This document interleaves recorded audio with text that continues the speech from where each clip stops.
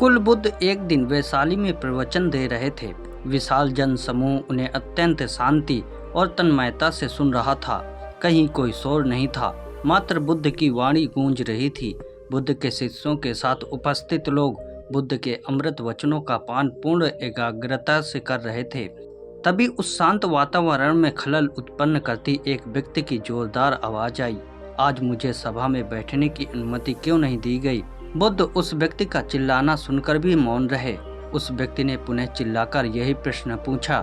उनका एक शिष्य बोला, भगवान, आप बाहर खड़े इस शिष्य को अंदर आने की अनुमति दीजिए। बुद्ध ने नेत्र खोलकर कहा, नहीं, ये अछूत है। शिष्यगण बुद्ध के मुंह से अछूत शब्द सुनकर विस्मित हुए और उन्होंने पूछा, वह अछूत क्यों? कैसे भगवान? आपके धर्म में तो जात पात का भेद नहीं है। बुद्ध बोले, आज यह क्रोध में आया है। क्रोध से जीवन की एकाग्रता भंग हो जाती है। क्रोधी मानसिक हिंसा करता है। किसी भी कारण से क्रोध करने वाला अछूत ही है। उसे कुछ देर तक स्मरण कर लेना चाहिए कि अहिंसा परम धर्म है। कथा का उपदेश यह है कि क्रोध एक अवास्तविक भाव है जो कर्ता और भोक्ता दोनों के लिए हानिकारक होता है।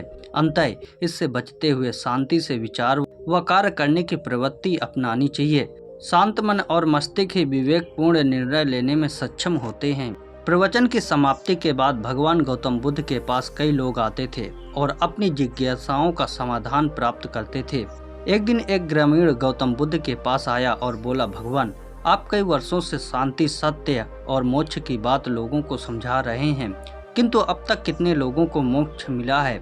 बुद्ध ने कहा, तुम कल आना, मैं तुम्हारी बात का उत्तर दूंगा, किंतु आने से पहले एक काम करना, पूरे गांव का चक्कर लगाते हुए सभी लोगों से पूछ कर आना कि कौन कौन शांति चाहते हैं। अगले दिन उस ग्रामीण ने घंटों गांव का चक्कर लगाया, किंतु उसे एक भी व्यक्ति ऐसा नहीं मिला जो शांति, सत्य और मोक्ष चाहता हो।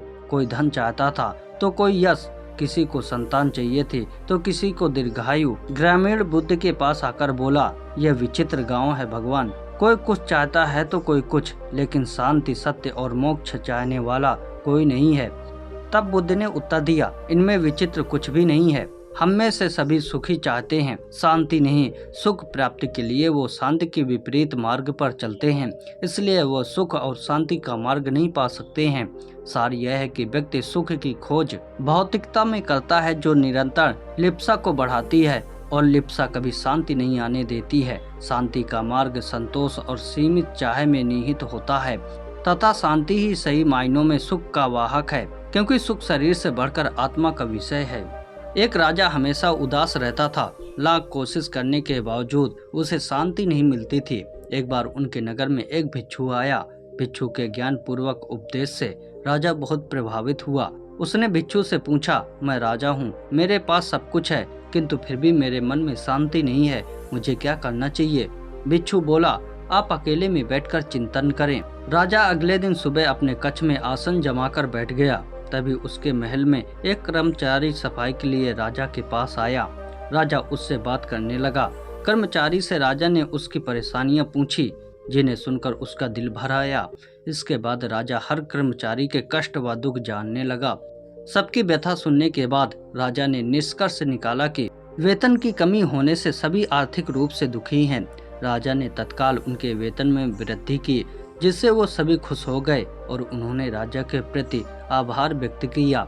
अगले दिन जब राजा की भिक्षु से भेंट हुई तो उसने पूछा, राजन, आपको कुछ शांति प्राप्त हुई? राजा बोला, मुझे पूर्ण रूप से तो शांति नहीं मिली, किंतु जब से मैंने मनुष्य के दुखों का स्वरूप जाना है, अशांति थोड़ी थोड़ी जा रही है। तब भिक्षु ने समझाया, राजन, आपने शांति के मार्ग को खोज लिया है, बस आप उस पर आगे बढ़ते जाएं।